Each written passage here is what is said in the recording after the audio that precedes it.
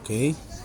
Ito na ngayon yung buko halo-halo. Famous in Coronadal City. Formerly known as Marbel. Dito sa South Cotabato. Ito yung famous. Medyo matagal-tagal na nila tong business.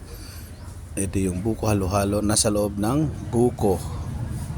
Ang ganda. Oh, sarap. Ito pang the best dito kasi syempre meron yan sabaw, 'di ba, ng buko.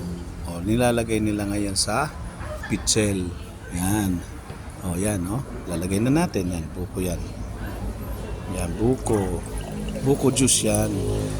Kasama na. Kasama na siya sa buko halo-halo. Yan. Only